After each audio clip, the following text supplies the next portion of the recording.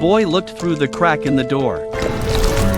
He was so scared, turned and ran away. When he returned to the classroom, the teacher took out a bunch of chocolates from his bag, distributed them to the whole class. When it was the boy's turn, he said he didn't like it, but the teacher forced it on his desk. He just let down his guard, but he found that the fat man behind him became sluggish. He was so scared that he immediately wrote a note, throw it to his goddess. But the teacher found out. The teacher walked up to the girl. The girl had to pretend that the food was delicious. The teacher left with peace of mind. After class, the boy threw dropped chocolate, told his friend about his suspicion, but no one believed him. Until the next day, the students became very dazed. The friend believed him then. To solve the mystery, they sneaked into the principal's office, found the teacher's address. At night, they sneaked into the teacher's yard, but unexpectedly saw her absorbing moonlight. The friend was so scared that he made a sound. Fortunately, the boy covered his mouth, but the teacher was very alert. They had to hide in the abandoned room. At this time, the girl found a figure. When the boy turned her around, he found that it was his former head teacher. The girl stretched out her hands curiously.